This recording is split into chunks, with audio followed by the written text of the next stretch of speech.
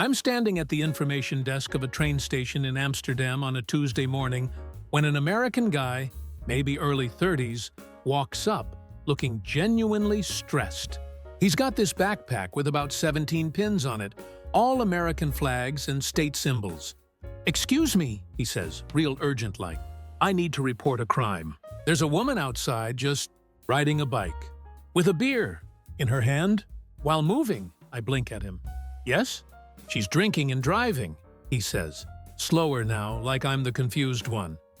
"She's on a bicycle," I tell him. "Exactly.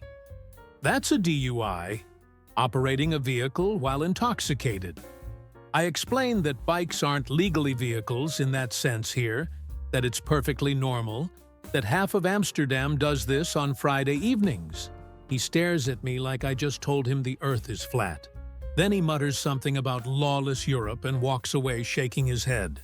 I watch him go and think about how many more of these conversations I'm gonna have today. Most channels would stop here and just roast him for the comedy. I dig into the pattern. Why this reaction keeps happening across countries. If that kind of analysis is your speed, you might want to stay tuned and subscribe now, because this is where we decode the psychology behind every culture clash. Because that's the thing. Americans talk about freedom constantly. It's in their songs, their movies, their entire national identity. But the moment they step outside their borders and see what actual freedom looks like in other places, they panic. They try to find rules. They want restrictions. They need someone to be breaking a law. Last month, a woman from Texas asked me where the open container laws were posted. We were standing in a public park in Copenhagen where families were having picnics with wine. She couldn't comprehend that drinking in parks was just allowed. "But what about the children?" She kept asking. "Lady, those children are Danish. They've seen beer before. Their parents probably gave them a sip at Christmas when they were 12. 2 weeks ago, an American college student got mad at me because I wouldn't tell him what time the bars close in Berlin. "They just don't," he kept repeating. "What if someone drinks too much?" I told him that's between him and his hangover. He called it irresponsible governance. Then he stayed out until 9 a.m. and called it the best night of his life. Make it make sense. I once watched a middle-aged guy from Florida spend 20 minutes arguing with a cafe owner in Prague about why there wasn't a safety railing around the outdoor seating area that overlooked a small drop of maybe 4 feet. The owner just kept saying, "Don't fall." The American wanted to know about liability insurance, posted warnings, waiver forms. The owner walked away mid-sentence. The American sat down, looked at the drop, didn't fall, and yet somehow remained convinced the whole setup was dangerous. But that was just the beginning. I work as a tour guide in the Swiss Alps during summer season, and last July this thing happened that I still can't fully process. We're taking a group up to this scenic overlook, maybe 30 tourists total. There's this viewing platform made of metal grating where you can see straight down through the floor. It's been there since the 1970s. Never had a problem. This American couple in their 50s walks onto it, and the wife immediately freezes. She looks down through the grating at the valley below and goes pale. Fair enough, heights aren't for everyone. But then her husband starts asking me where the solid floor alternative route is. I tell him there isn't one. This is the viewpoint. He gets this look on his face like I just told him we also don't have oxygen up here. "That's a lawsuit waiting to happen," he announces to everyone nearby. "How?" I ask, genuinely curious. "Someone could fall through those gaps," he says, pointing at the grating. "The gaps are maybe 1 inch wide." "Fall through?" I repeat. "Or drop something valuable. A phone. A wallet." I explain that the grating is the safety feature. Solid flooring would be slippery when wet and much more dangerous. The holes let rain drain through. He's not having it.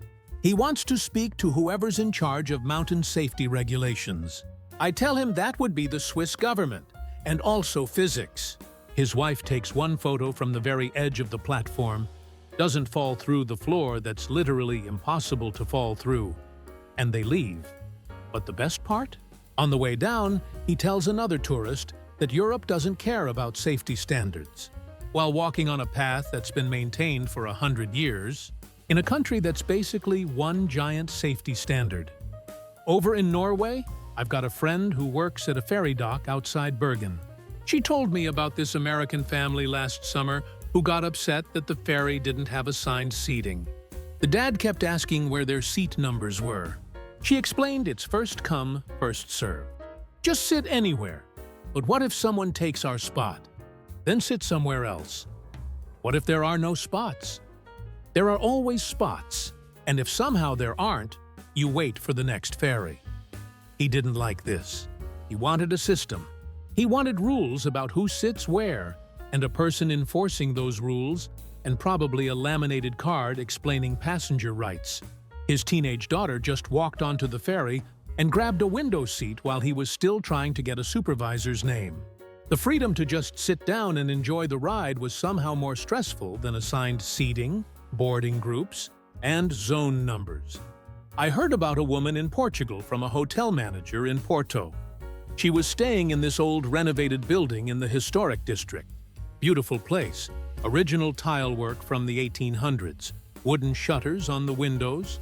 She complained at checkout that there were no screens on the windows, just shutters.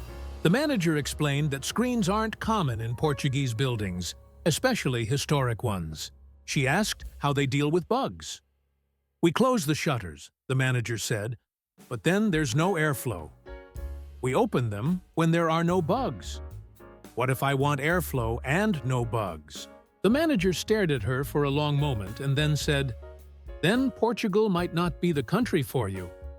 She left a one-star review about safety concerns because a mosquito could theoretically enter.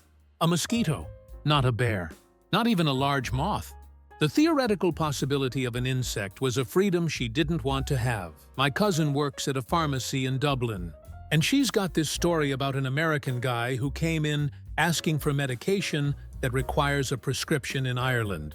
Standard stuff in the US, apparently you can just buy it over the counter there. She explained he'd need to see a doctor. He got frustrated and said that in America, he has the freedom to buy his own medicine without government interference. She pointed out that in Ireland, they have the freedom to not worry about people self-medicating incorrectly and ending up in hospital. He said that was nanny state thinking. She said that was healthcare. He bought some paracetamol and left, muttering about freedom. The freedom to potentially overdose on drugs you don't understand was apparently very important to him. I drive a taxi in parts of rural Germany, around the areas where the Autobahn has no speed limit. You'd think Americans would love this, right? The ultimate freedom, no restrictions. Drive as fast as your car and skills allow. Wrong. I picked up this businessman from Chicago at the Stuttgart airport about 6 months ago. Mid-40s, rental car reservation for a BMW, very excited about driving on the Autobahn. We're chatting on the way to the rental place, and he's talking about how this is a dream come true. Freedom of the road, all that stuff.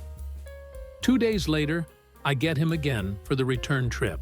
He looks exhausted. I ask how the driving went. "It was terrifying," he says. "What happened? Accident?" "No, just there's no speed limit. People were passing me at insane speeds, flashing their lights at me. I didn't know what to do." "How fast were you going?" "The speed limit?" "There is no speed limit in that section." "Exactly. How am I supposed to know what's safe?"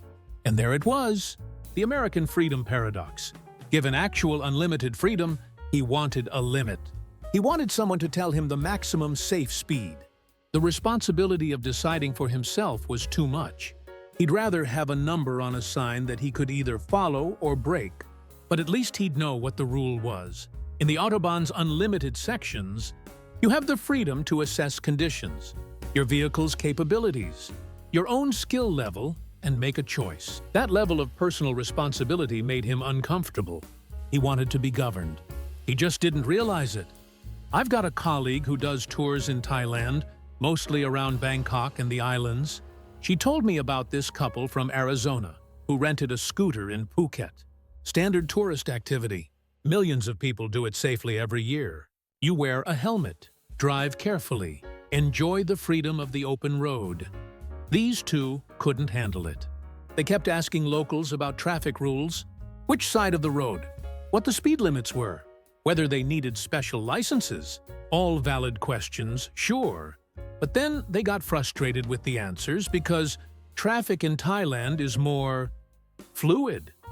It's not chaotic, exactly, but it operates on awareness and courtesy rather than strict lane discipline. The husband kept saying things like, "But what's the rule?" about situations where the rule was basically pay attention and don't hit anyone. They ended up returning the scooter after one day and taking taxis everywhere, which cost them 3 times as much. The freedom to navigate traffic using judgment instead of painted lines was too anarchic for them. This is the kind of cultural wiring I study. Freedom as a concept versus freedom in practice. Most people never even notice how deep this conditioning goes. But if you're the kind of person who wants to see how these patterns repeat across borders, you'll want to subscribe, because I map these blind spots every single week. A friend who works at a ski resort in the Italian Alps told me about an American family who got upset about the lack of clearly marked boundaries for ski areas. In this particular resort, there are suggested routes, but experienced skiers can go pretty much anywhere that isn't explicitly closed. It's mountain terrain. You have the freedom to explore. The dad wanted to know where the out-of-bounds markers were. The ski patrol guy told him that the entire mountain isn't divided into inbounds and out-of-bounds like American resorts. You're just expected to know your skill level and not ski terrain you can't handle. But what if I go somewhere dangerous? Then don't go there. How do I know it's dangerous? Because it looks dangerous. Use your judgment. This concept that he was responsible for his own decisions on the mountain was deeply unsettling to him. He wanted ropes. He wanted signs. He wanted clear liability boundaries. The freedom to make his own choices about where to ski required him to accept responsibility for those choices, and that was a bridge too far. I work part-time at a gym in Stockholm, and we had this American expat who just moved here for work. Nice guy, very fit, used to gyms back home, but he kept getting confused about our rules, or rather, our lack of certain rules. So I can just use any equipment? There's no time limit? Correct. And I can grunt or drop weights? Just be reasonable. Don't break things or disturb people. But what's the definition of disturbing? You'll know. What if I don't know? Someone will tell you. He wanted a posted rule about acceptable noise levels, maximum time on equipment, proper attire requirements. We basically just have "don't be a jerk" as our operating principle. Members are free to work out how they want, and in return, they're expected to be considerate of others. The freedom came with assumed personal responsibility, which required more emotional intelligence than following a laminated list of rules. I work the front desk at a hotel in Reykjavik, and we get a lot of American tourists who are blown away by how freely Icelanders discuss certain topics: politics, sex, religion, money. Things that Americans often consider private or inappropriate for casual conversation. Last winter, a woman from somewhere in the Bible Belt overheard 2 of our staff members discussing their salaries during a shift change, just casually talking about how one of them negotiated a raise and sharing the exact numbers. The American guest was scandalized. She actually approached me to report that employees were discussing confidential financial information in public. I explained that salary transparency is normal here. People discuss wages openly. It helps prevent pay discrimination and helps everyone negotiate better. But that's private information, she insisted. Why? I asked. She didn't have an answer beyond, "Because it is." In America, they have freedom of speech as this huge constitutional principle. But in practice, there are all these unspoken rules about what you can't talk about. Money, politics at dinner, your actual feelings about things. That's not freedom. That's just different restrictions. Meanwhile, in Iceland, people will tell you their exact salary, their voting record, and their thoughts on religion before the appetizers arrive. And nobody sues anybody over it. The freedom to speak openly about real things made her uncomfortable, because she associated freedom with the ability to avoid uncomfortable topics. A guy I know works at a bookstore in Amsterdam. In the Netherlands, basically everything is available to read. There's no banned books list. There's no restricted section. If it's legal to print, it's legal to sell. An American customer asked him where they keep the controversial books. My friend didn't understand the question. The customer explained that in his hometown library, certain books are kept in a separate section or require parental permission for minors. "We just have books," my friend told him. "They're organized by genre and author. So a child could just buy anything?" A child with money, yes.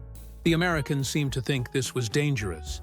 The freedom to access information without gatekeepers was actually frightening to him. He wanted someone curating reality, someone deciding what was appropriate. The existence of freedom to read whatever you want meant the responsibility of choosing what to read. And apparently, that was too much power. I've got a friend who teaches English in South Korea, and she told me about an American teacher who joined their school. In Korea, teachers are addressed very formally and respected highly, but they're also expected to participate in after-work social events where everyone drinks together and speaks pretty freely. Hierarchy exists during work hours, but it softens significantly outside of them. The American teacher couldn't handle this. He wanted consistency, either formal all the time or casual all the time. The freedom to have a relationship with students and co-workers that changed based on context was too complicated. He wanted a clear rule about boundaries that never shifted. He actually complained that it was unprofessional for the principal to do karaoke with teachers at a bar. The Korean staff explained that's how they build team unity and trust. He said that in America, that would be inappropriate fraternization. They pointed out that nobody was being forced to attend and everyone was having fun. But what if someone feels pressured? Then they don't come. What if they feel they have to come? That's their issue to work through. The freedom to navigate social situations using emotional intelligence rather than HR-mandated boundaries was too ambiguous for him. My sister works at a museum in Buenos Aires, and she's always telling me about American tourists who are surprised by how freely Argentinians discuss politics. Not argue, discuss.